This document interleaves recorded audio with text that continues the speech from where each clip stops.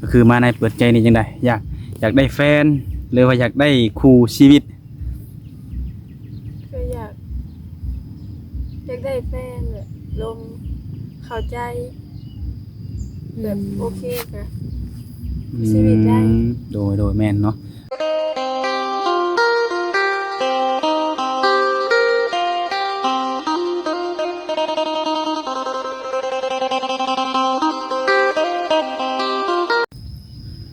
กับทักทายสบายดีและสวัสดีเด้อพ่อแม่พี่น้อง FC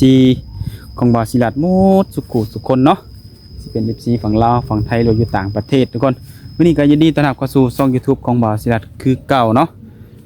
วันนี้ทางบ่าวศิลัดกับพาพ่อแม่พี่น้องกับ FC ออกมาตรงไหนตรงนาทุกคนเนาะก็คือมาถ่ายคลิปสาวโสดนั่นแหละทุกคนแต่ว่ามาในมื้อนี้ก็เป็นทางสาวโสดหน้าใหม่เนาะเพิ่นออกมาเปิดใจมื้อนี้เป็นมือแรกทุกคนเนาะก็ถือว่าเพิ่นนี่ก็เป็นสาวโสดที่ว่าผู้จบผู้งามทุกคนเนาะผิวพรรณดีหุ่นดีหน้าตาดีทุกคนเนาะคำเว้าคำจาก็ดีเนาะทุกคนเนาะแต่ว่าบ่ฮู้ว่าข้างในหรือว่าจิตใจเพิ่นนี่จะเป็นแบบใดทุกคนเนาะทางบ่าวศิลัดเองก็บอกบ่ได้การันตีให้บ่ได้ทุกคนเนาะก็มีแต่ว่าถ้าผู้ใดยังฮู้ว่าสาวโสดคนนี้จะเป็นคนแบบใดและมาเปิดใจในมื้อนี้เพิ่นพร้อมที่จะสละโสดบ่แล้วก็อยากได้สามีอายุหลายปานใดเนาะอย่างเช่นพ่อห้างพ่อไม้นี่เพิ่นจะหับได้บ่ทุกคนเนาะด้วยความที่ว่าเพิ่นก็เป็นผู้จบผู้งามหั่นแหละเนาะไปจังไดก็ไปรับฟังรับชมกันเลยทุกคนเนาะถ้าว่าถึกอกถึกใจก็สามารถทักทายเข้ามากันได้เนาะทุกคนเนาะไปจังไดก็ไปอบรมกับสาวโสดหน้าใหม่ของเฮาเลย โดยเปิดภาพมาในมื้อนี้การมาอยู่กับผู้สาวโสดหน้าใหม่เนาะทุกคน สบายดีนั่งล่ะ สบายดี สบายดีเนาะ โดย ถือว่าผู้จบผู้งามทุกคนเนาะมานี่ก็ได้ แม่น แต่คนก็สงสัยว่าเป็นหยังคือโสดเป็นหยังคือบ่มีชู้มีแฟนเนาะทางเฮาก็สิถามให้ในคลิปนี้แหละทุกคนเนาะก่อนอื่นก็ขออนุญาตถามชื่อมีชื่อว่าจังได สื่อไทย ชื่อน้องไทย อืม อายุเท่าไหร่แล้ว 20 ปี อายุ20ปีเนาะทุกคน อืม อายุ20ปีนี่น้องไทยเคยสร้างครอบครัวมาแล้วบ่ ยัง ก็ถือว่าเป็นสาวที่ยังบ่ทันผ่านการแต่งงานเนาะโดยและที่ผ่านมาเนี่ยจะเคยแบบโอ้ลมกับผู้บ่าวอยู่บ่ มีแต่ลมสิ ลมกันแบบผู้บ่าวผู้สาวจีบหยอกกันนี่มันบ่ได้คบหาเป็นชู้เป็นแฟน แม่น อืมโดย โดยมื้อหน้าเสื้อเนาะผู้จบผู้งามปานนี้ก็ยังโสด คือที่ผ่านมาน้องเคยไปเฮ็ดเวียกอยู่ทางไหนอยู่บ่ เฮ็ดเวียกอยู่เวียง อืม เฮ็ดห้านอาหาร โอ้มาแต่เวียงนี่ล้นแล้ว ลงมาได้ประมาณเดือนหนึง อืม วางแผนสิไปต่ออีกบ่ ลงมาเฮ็ดนา โอ้เฮ็ดนาเนาะทุกคนเป็นได้ดำแล้วนาซะซุงนี่ ยัง เป็นจังไดยังบ่มีน้ำหรือกายังบ่ยาว กล้ายังบ่ยาวน้ำก็ยังบ่หลาย โอ้ อืม โดยก็คือมาในเปิดใจนี่จังไดอยากได้แฟนหรือว่าอยากได้คู่ชีวิต ก็อยากได้แฟนแบบลมเข้าใจแบบโอเคค่ะ ชีวิตได้ โดยแม่นเนาะคันสิว่าแบบรวมก็คือหนึ่งมาต้องรวมกันคบหากันเนาะ แม่น คบหาเบิ่งใจกันเป็นสู้เป็นแฟนถ้าหากว่าแบบเรื่องบางเรื่องเฮาตรงกันแบบเฮาไปกันได้ก็ถ้าว่าอยากสร้างครอบครัวก็พร้อมที่จะสร้างเนาะ โดยทุกคนเนาะมีแต่ว่าถ้าว่าสนใจกับเขามาโอบรมมาจีบกันก่อนเนาะเรื่องสร้างครอบครัวนี่ไว้เป็นเรื่องอนาคตเนาะ โดยน้องอายุ20ปีเนาะน้องล่ะบัดนี้ผู้บ่าวได้น้องเสียวอายุจักปี ก็35ขึ้นก็ได้ 35ขึ้น โอ้มักรุ่นอ้ายได้นี่เนาะรุ่นอ้ายรุ่นใหญ่เลยขึ้นฮอดไสน้องล่ะมีจำกัดอยู่บ่ฮอด60แบบนี้ ได้อยู่ ได้อยู่บ่โอ้น้องเคยล่มอยู่บ่ผู้บ่าว60นี่ บ่ บ่เคยเนาะ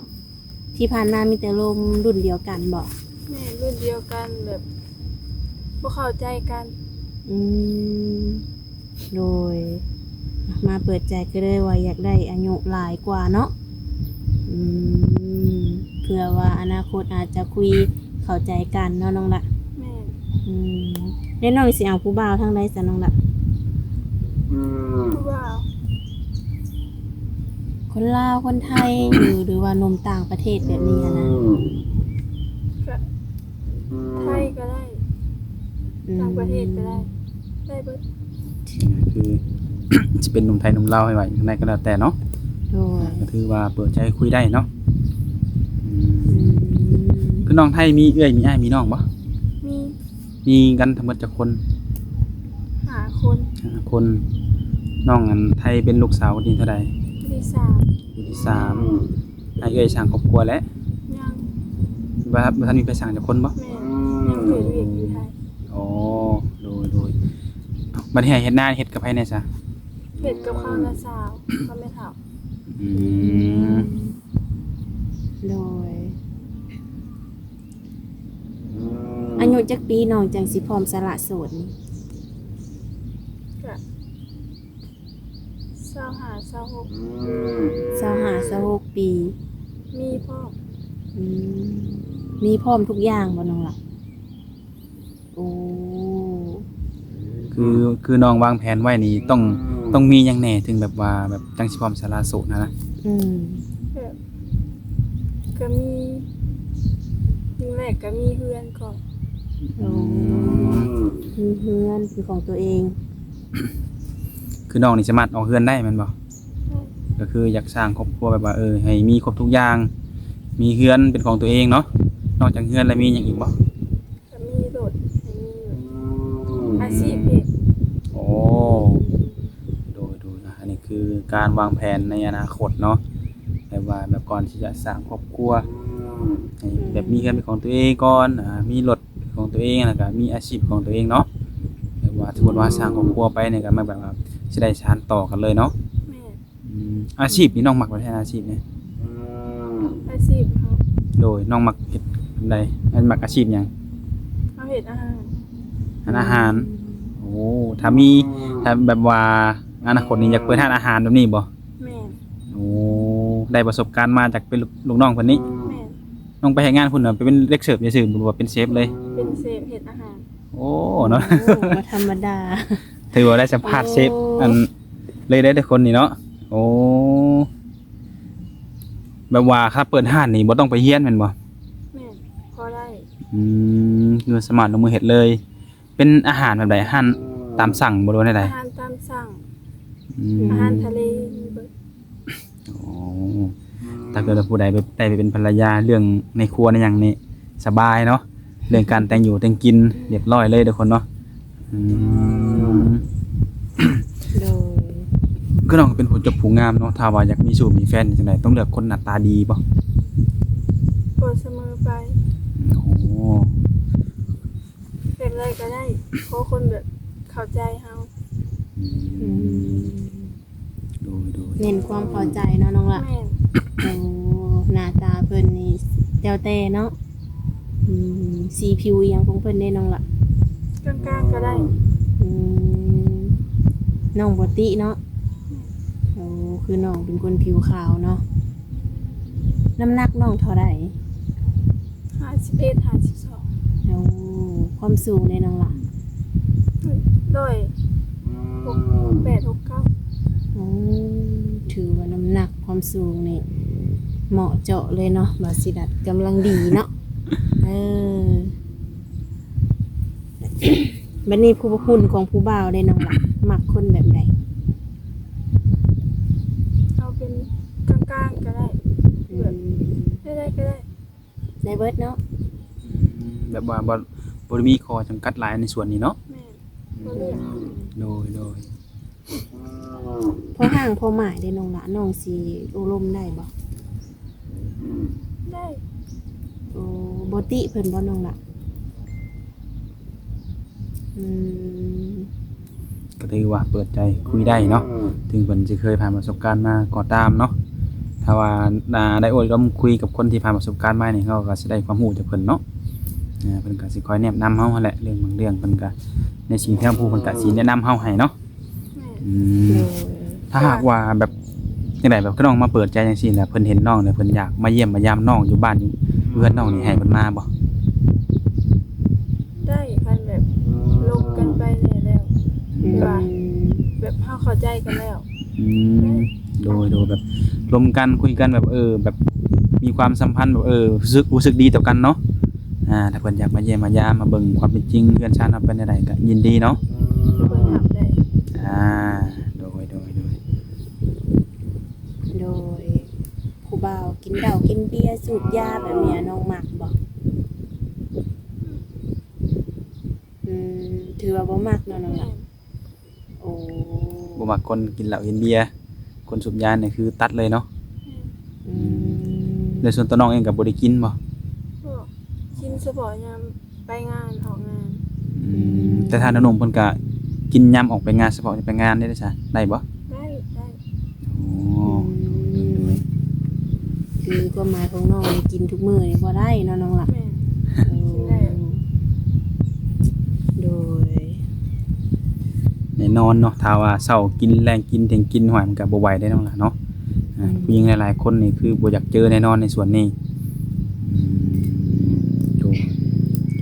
น้องนี่ปกติแล้วน้องเว้าเก่งอยู่บ่น้องล่ะ คือบอก เพราะว่าเบิ่งแล้วน้องนี่เป็นคนที่แบบว่าถามคำตอบคำเนาะเดี๋ยวเวลาลมผู้บ่าวเล่นน้องล่ะจังได๋สิล่มเป็นอยู่บ่ ลมได้ ได้อยู่เนาะ หรือคือว่าเป็นนี่เฉพาะเวลาอยู่ในกล้องบ่หรือว่าได้ใด แม่น ครั้งแรกเนาะ บ่เคยเนาะทุกคน